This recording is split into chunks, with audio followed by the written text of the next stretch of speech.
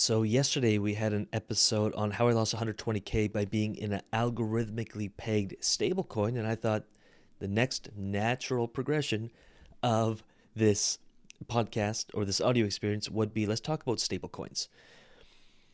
Maybe you're taking profit and you're moving it into stablecoins and you're lending it out, or maybe you're kind of taking a break from the markets. Maybe you've 2 or 3x'd, which like big handshake, big celebration. If you've ever 2x, 3x, 5x, 10x something, those opportunities exist in crypto all the time.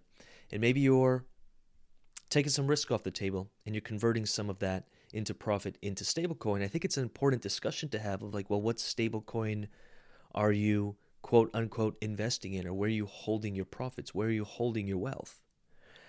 And stablecoins come in 4 kind of main types, and there's subcategories of each, but they're fiat backed, they're crypto backed, commodity backed, or algorithmically pegged. So we talked about, that Terra Luna stablecoin, US, I've taken it out of my memory, but US, I think it was UST.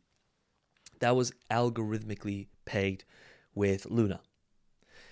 Fiat backed is probably the stablecoin that we're most familiar with, and it's important to understand this, is fiat backed is backed by fiat. And in a perfect world, if there's 10 million, let's just say LUSDT or something out there, then in my bank, I'd have $10 million to back up the 10 million stablecoin. So I can trade one for one at any moment. It's never going to go off peg. It's never going to go to zero because it's backed by fiat, and it's 100%, or in a perfect world, you look for a stablecoin that's like over collateralized. So I think the examples that we think of the most there would be like Tether USDT, USDC, True USD. What's important when you're moving your profits or when you're sitting on stablecoin, is it backed at least one for one, or is it even over collateralized? How is the reporting done on it? Can they lie about it? And so again, that's why I stick to mostly USDT and USDC. The next one would be commodity backed. So obviously, things like gold would be a good one. I think there's like a Tether gold. I forget what the symbol is. There's also like a Paxos gold. I forget what the symbol is. I think it's PAXG. There's assets that are backed by real estate. What was that one too? It's slipping by me, but like there was massive fear.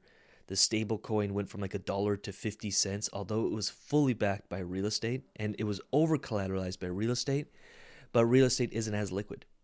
And so I bought a ton of it and then it went back to like 80 cents in no time, and it's going to go back to $1 because they can liquidate real estate to back this stable coin and bring it back to 1-to-1. So it's really important to understand how stable coins work. There's also ones backed by metals and oils and things of that nature. So that would be commodity backed. Then there's crypto collateralized stable coins, which is just what it sounds like. Instead of a US dollar or a euro or a franc or whatever, it's backed by crypto. So let's just say ETH, for example. And there's different algorithms at play that keep the stable coin pegged to the, let's just say, ETH. But if ETH drops below some price, you can fall into problems with that, of course.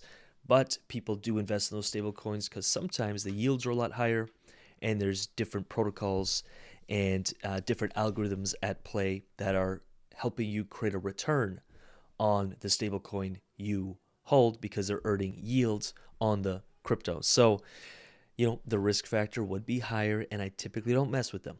I sit on my stables, USDT, USDC, things backed by fiat, and I sit on it, and then I can redeploy it into the markets without any fear of anything, depegging or losing value. With that said, our 5 minutes is up today. I can absolutely make more audio experiences on this. If you haven't popped by the YouTube channel, I highly recommend you do so at CryptoLabs Research. And of course, log back into the UIG, get plugged in. Let's make things happen. And as a reminder, take profit. You're never going to regret taking profit. Just make sure you move that profit into something that's safe so you don't lose that profit. If you want to have a discussion, jump in the UIG, hit me up in the chat, and we'll talk then.